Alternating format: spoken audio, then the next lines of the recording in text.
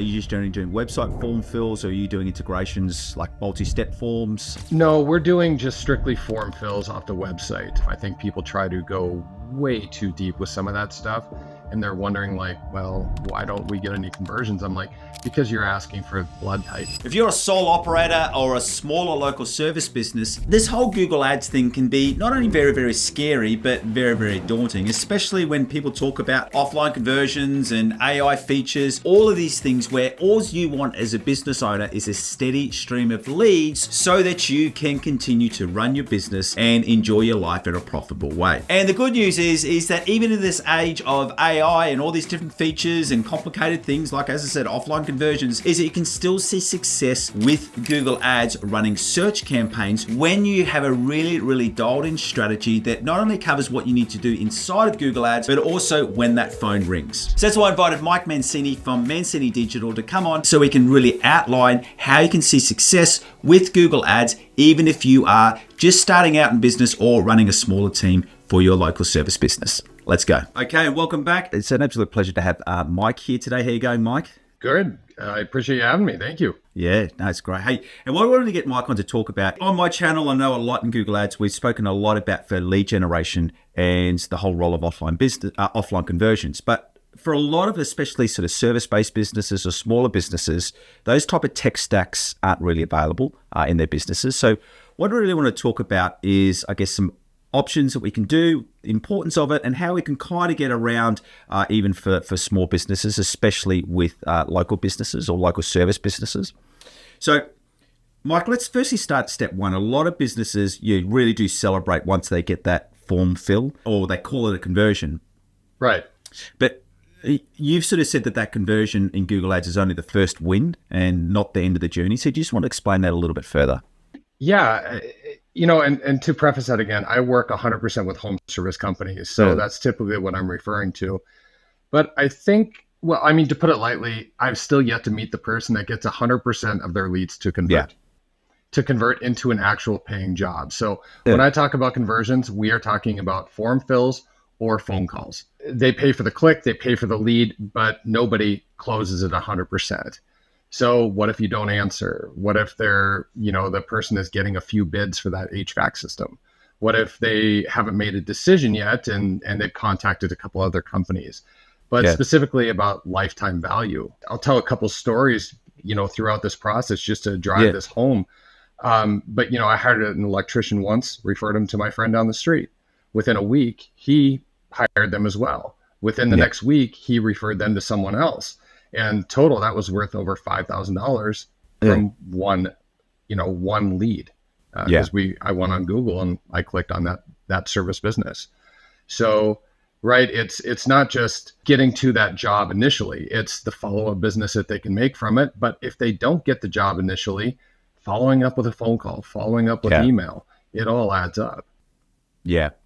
No, I agree. And the big thing is I like to sort of say it is you're just part of the journey. The other thing I like to talk about businesses as well is when we're talking about rating leads is, as you said, you're not going to close every single lead or every single conversion that comes through.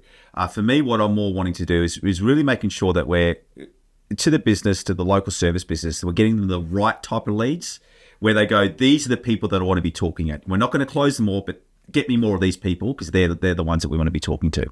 Right. All right. So I guess we all kind of understand that. Now let's get down into, as I said at the intro, a lot of businesses that we want to be talking about today, they don't have the options for offline conversions. They just don't. They're not the size of the company to be able to do that. They could be sole operators, so they don't have any other team to be following up all of those things. So let's firstly talk about the risks, and then we're going to talk about some potential opportunities there. So when you are running or organizing a Google Ads account for a local service business, when you talk proper conversion tracking, what are some of the options that you can do if you're not going to be able to do offline conversions? So, and just to preface this, offline conversions are linking it back into CRM, so it could be a core rail or something like that. But how do you plan that if they're not going down that path? Hey, I'll get you back to the interview real soon, but I did want to let you know that this interview was brought to you by Define Digital Academy. I started Define Digital Academy for one reason, and that is to help business owners like you see success with Google Ads. So if you're struggling in your Google Ads and would like to know how we can help you, and we've got a variety of different options regardless of whether you're spending your first $1,000 $100 a month in Google Ads, or whether you're spending well over $10,000, $20,000 a month. So if you'd like to find out more about how we can help you profitably grow your business with Google Ads in a scalable and strategic way that we've got proven results for, why don't you go to the description below and you'll see a button where it says, how can we help you? And then once you fill out that form, we'll be in touch with you to let you know the best ways that Define Digital Academy can help you achieve your business goals with Google Ads. Let's get back to the interview. So, and I think any campaign that you run, if we can't measure it, we're not running the campaign. I mean, it's pointless. The conversion tracking that we follow are obviously we measure every call, and then we obviously measure every form. And that's all that we can really do unless the business can go in and give us that data. So we can give them a spreadsheet and they can go in and give us that data for how much revenue that those leads brought in. Obviously a CRM is much easier, and you can do a lot of workarounds with Zapier and doing things like that. But it really comes down to the business owner. How bad do they want this to work? I mean, if somebody is willing to spend $5,000 a month on ads, I'm hoping that they're willing to spend or have an assistant spend 10, 20 minutes a week into making sure that they get the best bang for their buck. I mean, that's a really good return on investment. 10, 20, 30 minutes a week to make sure that they're, making 20, 30, whatever, how many ever tens of thousands of dollars on that ad spend. Yeah, and that's the thing that we find a lot as well, is if it's not automated, we generally find it doesn't happen. If there's anything to do with the businesses having to manually upload, feed in data, we've just always found that if it's not automated, even if they've got staff members doing it and those type of things, generally find after about 3 or 4, 5, 6 months, it falls by the wayside.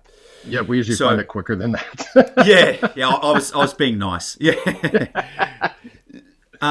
I'm interested to hear, do you have any, I guess, so let's just say we're dealing with a sole operator, because many, my dad was an electrician and he operated everything by himself. Like there was no one else doing anything. Sure. So he was, on the tools and trying to drum up business and follow up quotes and all of those things. So for them, inside of Google Ads, like, do you do anything in and around like your call durations? Like how are you setting up your form inquiry conversions to at least try and improve the quality so we're getting less spammy or poor quality leads running into that business?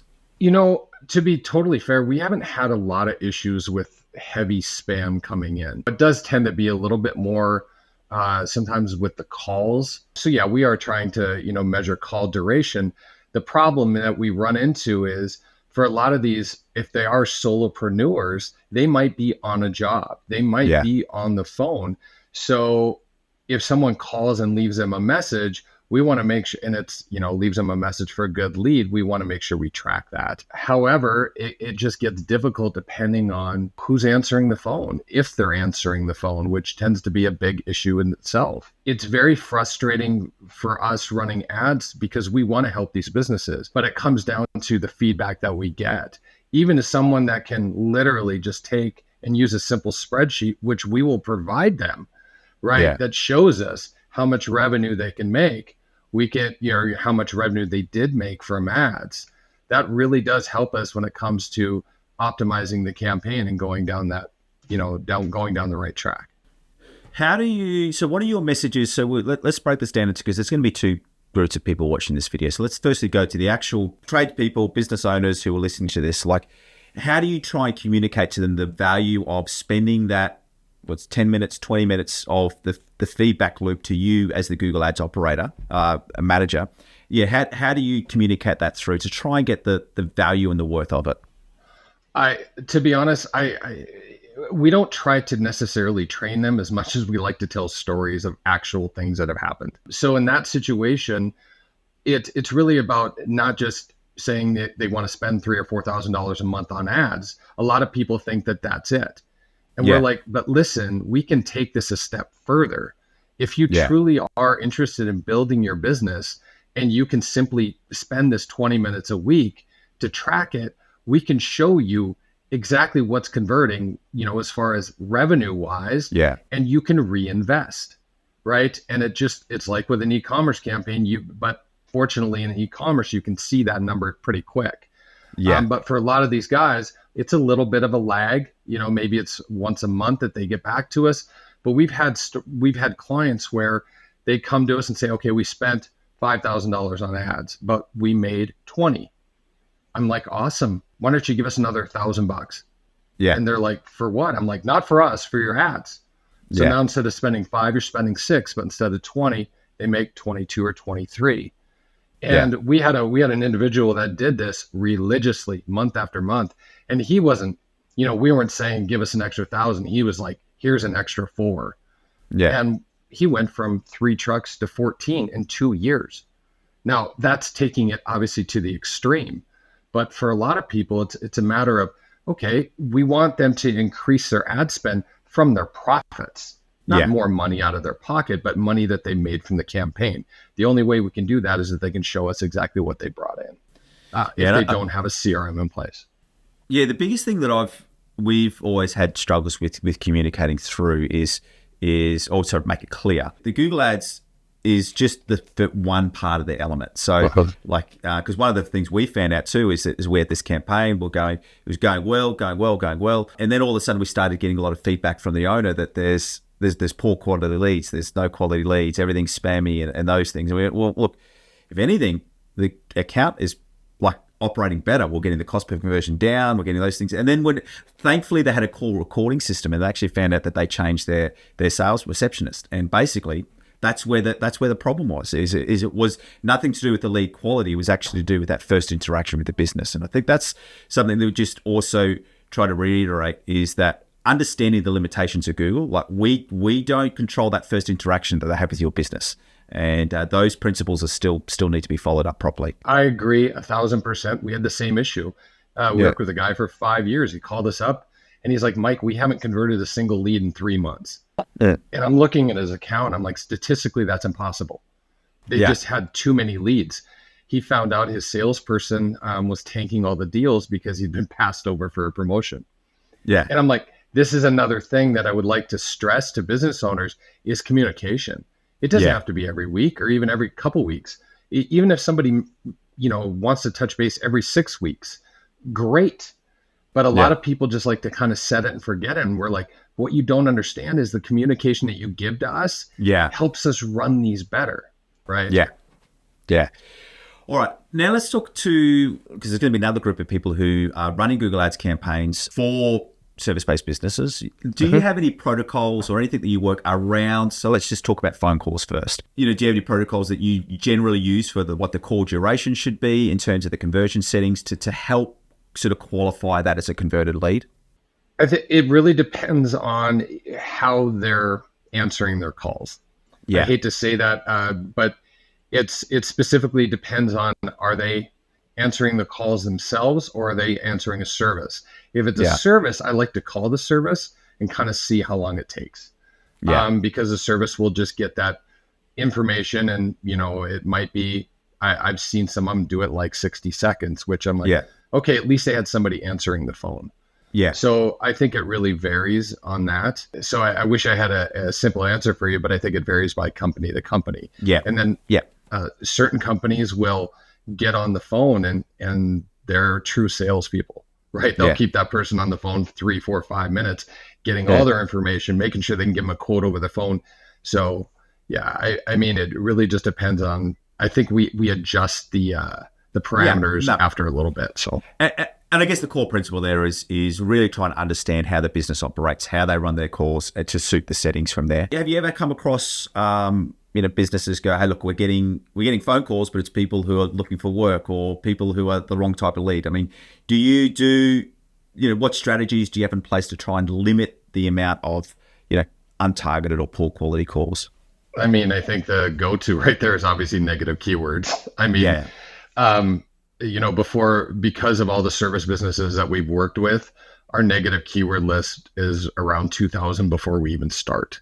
And then we kind of go through and weed out. So a lot of that doesn't necessarily happen, but if it does, right, make sure you turn off search partners. We find that a lot. I mean, just some of those basic things. But it also comes down to being able to understand exactly what the people typed in. So if somebody can at least give us that feedback, hey, Mike, we got, or, give us feedback on the calls. So for example, with CallRail, there's a thumbs up or a thumbs down. Just by doing that, if we see like 5 calls come in and they're all thumbs down. And we're like, let's reach out to the client and find out, hey, is there a pattern here? Are you seeing a pattern? Because typically if they tell us, yeah, everybody was calling us looking for a job or something, we can spot it, usually pretty quickly. But just getting that feedback and that communication, I think that's the biggest key. All right, now let's talk about with form fills. I mean, are you just only doing website form fills, or are you doing integrations like multi-step forms through like a type form or something like that, or a quote job?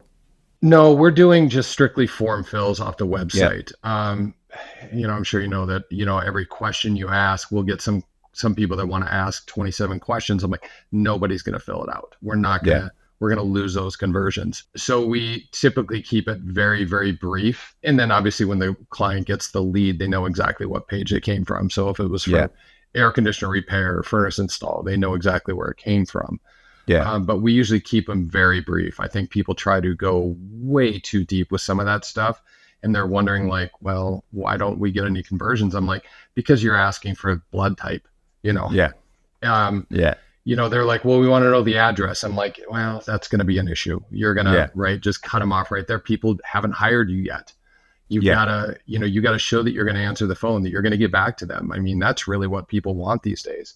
It's amazing how many times people go through and they fill out these forms and they do it for 5 websites just to see who's going to get in touch with them. And we're hearing that more and more. Have you found anything on that? So when we talk about speed to the lead reaction time, I mean, have you found any sort of sweet spot in whether they reply in a couple of hours versus whether they reply in a day? Like, what's the the diminishing returns on success rate with how fast? There's a couple studies by some pretty big business schools that you're 341% more likely to get a lead if you respond to them within 5 minutes.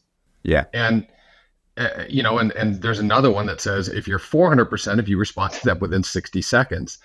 But this just goes to show we do test this. We will look at call reports and then just call the company, just call the tracking number and be like, hey, guys, you haven't answered the last 10 phone calls. How are you expecting this to work? I did I had to hire a service person, and I went, I clicked 4 Google ads and I called the first one and nobody answered, left a message, did this 3 other times. First guy called me back in 10 minutes, 1 in 4 hours, 1 in 8 hours, and 1 in the next day. I'm like, who do you think got the job? The guy that called me back right away, and it was $1,700 job, know? And that just goes to show that speed does matter. Because I cannot tell you how many times that we hear, we will literally listen to a call recording and somebody's like, oh, you picked up. That is commonplace now, especially in the home service industry. They're like, oh, you picked up, and they get the job.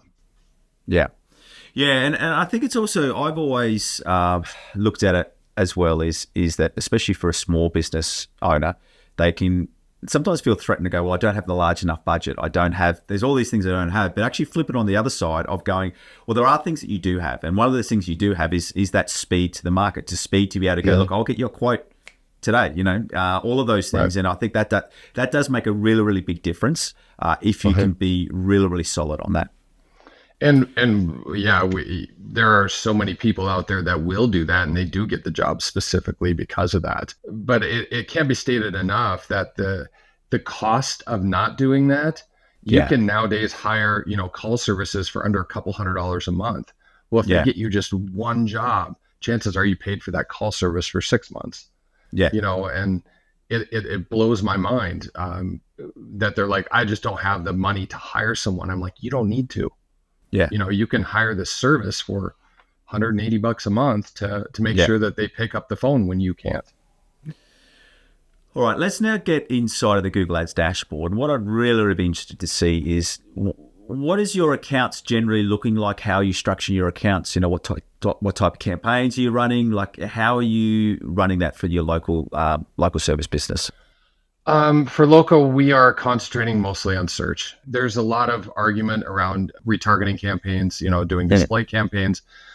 We just have never been able to show a decent return. If you can get somebody a lead for $80 and it costs $300 on the retargeting campaign, it's just not worth it. Plus, because most of the companies that we run, they are not necessarily emergency, although we do run some of those, but my toilet is leaking water all over the house. I need a plumber. So we don't need to retarget someone for 2 weeks on that.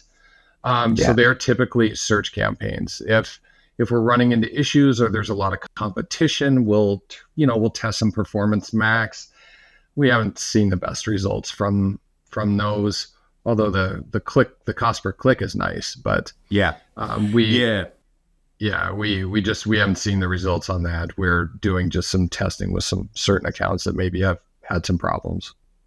Yeah, so we definitely say, I think search is still very much the core driver there. I do like what you said about display remarketing. It really comes down to, like, we've had some great success with it, but when we look at the niche, it was like a corporate IT business, which generally have a longer acquisition sales window. cycle. So it makes sense. Like, whereas, but you're exactly right. And for a plumber who wants their toilet, like, once it's toilet fixed, I don't care about it. Like, that problem's done. I probably need an electrician now or something like that. On Performance Max, I'd say that. I guess the really strong message that we have is that we internally won't actually do Performance Max unless the business has offline conversions coming in.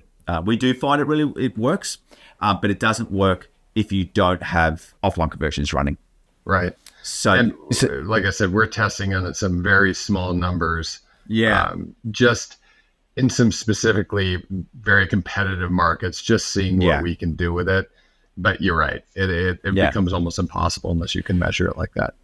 But what I would say there too is that we also find that if a business doesn't have all the offline conversion data, they can still scale up to become really, really profitable. And then when they get to a certain level, we can then go, hey, look, have you got enough money now to take this to the next level? And generally they do. So we would still go, search is still the core pathway. And then if they're at that level where they're ready to make that investment in offline conversions, we can then move into Performance Max and take them to the next level. Agreed 100%. And, it's funny where a lot of people are like, well, what is that number? I'm like, for most local service businesses, most of them, you're not going to hit that number that we find. Exactly right.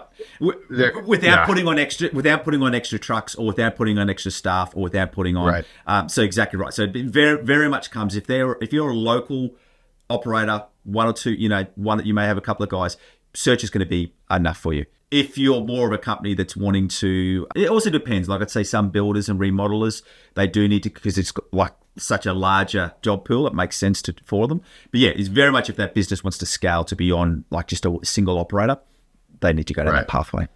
Yeah, I think we've only run into a couple of issues, and they were usually the bigger companies where the conglomerates, where they have the HVAC, the plumbing, they've got kind of all of it in. Private equity has come in and they're willing to spend a ton of money.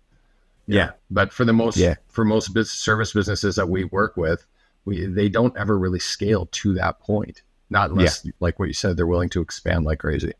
Yeah. Hey, last question is going to be, what would you be your biggest recommendation to service business, local service business who's considering about Google Ads? What would you be your first message to them as to hopefully get them over the line to come on and start investing in their own business? I think the biggest thing is understanding the numbers of your business. 100%. We're not a company that's where we set and forget. We want the right types of clients, but we also need to make sure that it's the right business decision for them and that it's not a 30-day test. So we really sell hard on setting expectations. And I think anybody getting into Google Ads needs to understand that. This is not turn it on for 30 days and be like, well, we'll see if it works. You're going to have typically better results in month 2 than you do in month 1 and better in month 3 than you do in month 2. And if they're not willing to at least have a budget set aside for that, as well as be patient with the process, then it's probably not a good fit for us or for them. And I told a couple of people that this week. I'm like, listen, it's just not the right time. You're putting all your eggs in this basket. It's the last ditch to make your business work. I'm like, that's not how you want to go into this, because that's when you're waiting for the phone to ring and watching money be spent. And it's a little bit more of a patience game, I think, than people realize. And we try to really convey that. Yeah, the way I say it is Google Ads is not a Hail Mary pass. It's not the Yeah. last ditch. And I guess I do understand where the misconception is because obviously with Google Ads it's so immediate. Like you can start a Google Ads campaign in the morning and start seeing your ads in the afternoon, and people go, well, Yeah. why? They've clicked on plumber near me, and why haven't they rung me? And Right. it is more nuanced than that to get the right details through. 100%. 100%. Yeah. Hey, Mike, it's been an absolute pleasure having you here. For anyone watching, if you go to the show notes or the description below, you're going to see where you can get in contact with Mike and his team. But thanks for joining me, mate. Thanks so much. I appreciate it, Aaron.